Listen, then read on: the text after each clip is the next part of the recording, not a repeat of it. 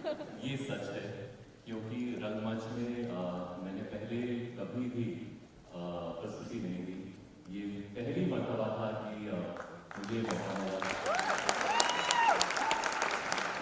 लेकिन इसके साथ मैं ये कहना चाहूँगा कि आप लोगों की तालियों ने जो ढांढस बंधाया, उसका मैं हमेशा ऋणी रहूँगा। ये पहला शो मुझे हमेशा याद रहेगा आप सबके लिए। तो दिल से आप सभी को बहुत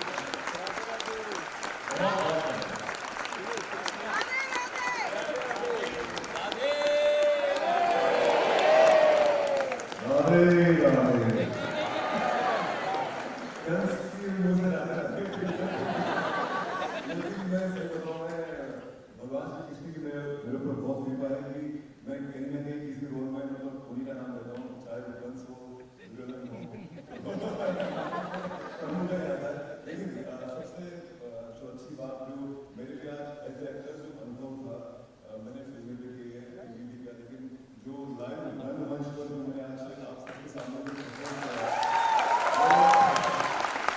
मतलब मुझे तो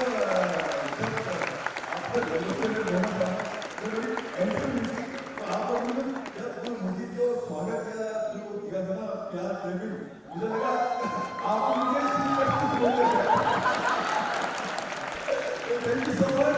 ये हमारा पहला लाइव शो था, वो लोगों ने बहुत प्यार दिया, लेकिन इन सब मैं कहूँगा इस पूरे शो के बीच में जो एक आदमी है जिसको हम कभी नहीं भूल सकते हैं, वो राजू। मतलब उसने जो इस शो की मेहनत की है, जो मतलब वो एक सपना बनाया था शो के लिए,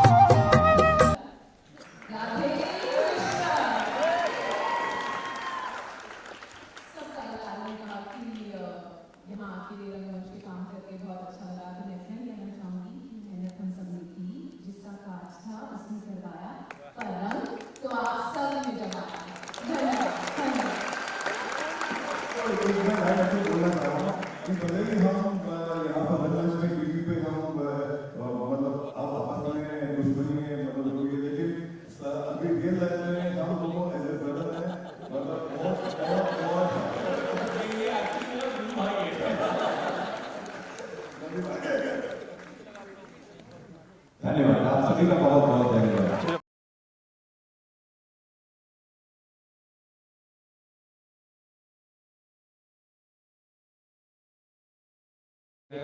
मैं धन्यवाद देना चाहता हूं हमारे सभी कलाकार, निर्देशक और सारी तकनीकी टीम जिनकी मेहनत से आज हम मेरे कृष्ण आपके सामने रख पाए, और ख़ासकर से ऑडियंस का जिन्होंने इतना सारा प्यार दिया पहले शो में। बहुत बहुत बहुत खुशी हुई है देख के, और ये आज हमारा पहला शो है और यही प्यार रहेगा तो हम हज़ारों शो करेंगे। कृष्ण के रूप में सौरभ जी काफ़ी अर्से के बाद कैसे उनको माना कि क्या हुआ?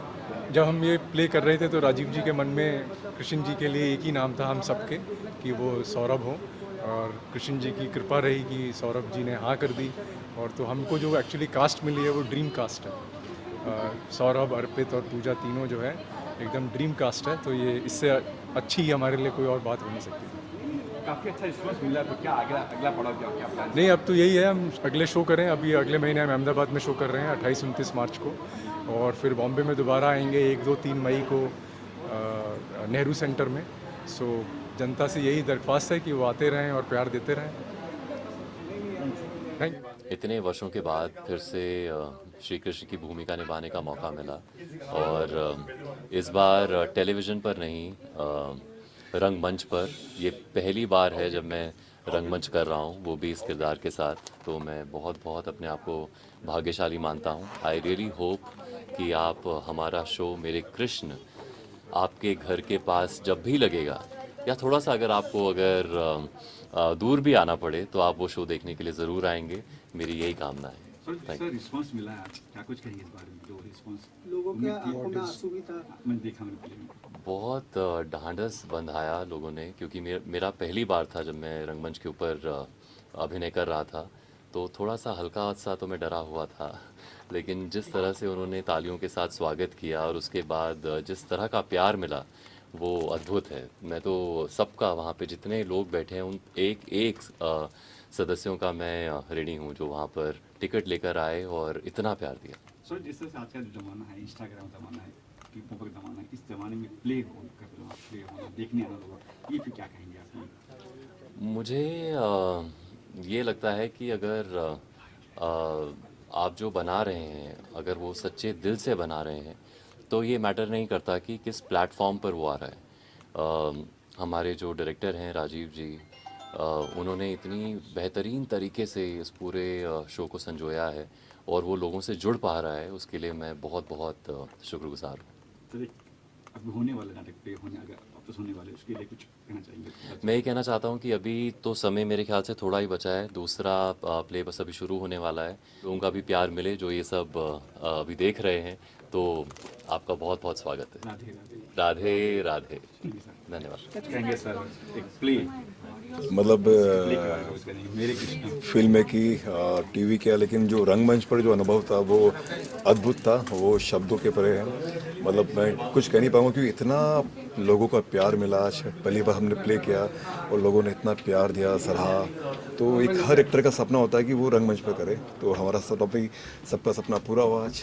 और कहीं ना कहीं श्री कृष्ण से जुड़ा हूँ मैं, भले दुर्योधन बन के, कंस बन के, बार बार जुड़ता रहता हूँ, उनका नाम लेता रहता हूँ।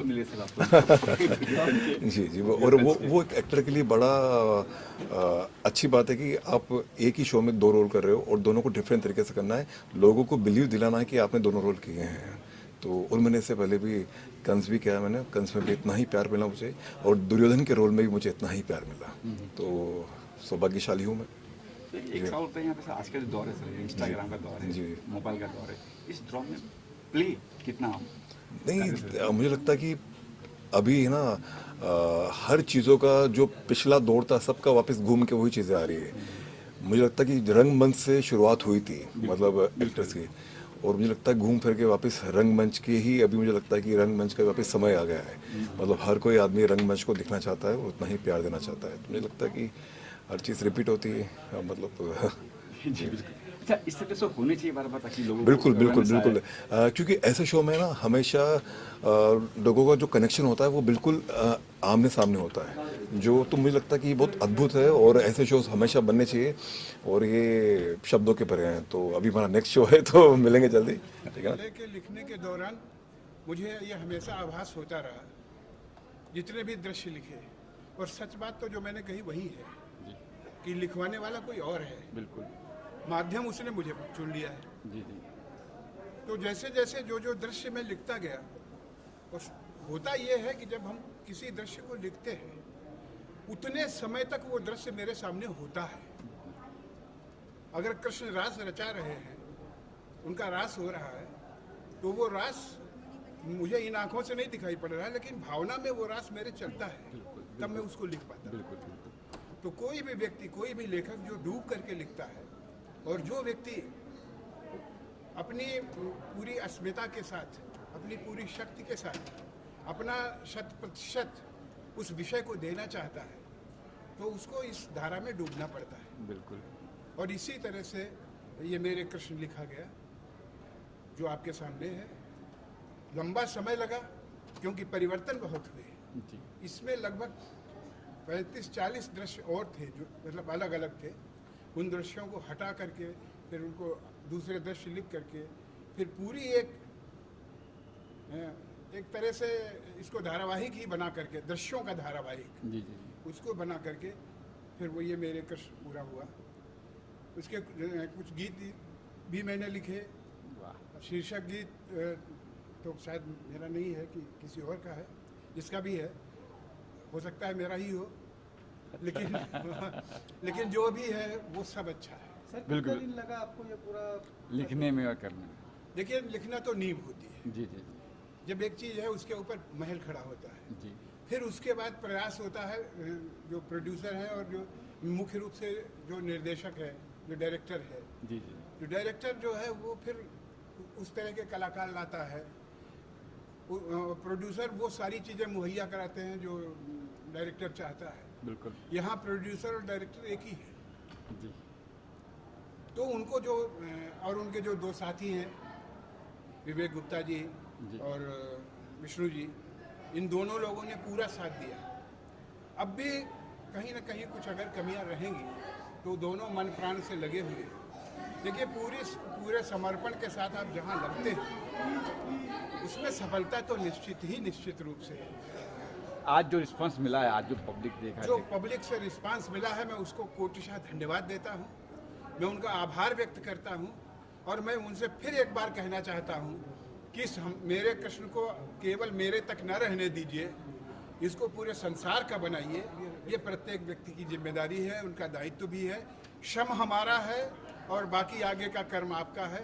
सबको बहुत बहुत धन्यवाद और आपको भी बहुत धन्यवाद कि आप मुझसे ये बातचीत कर रहे हैं।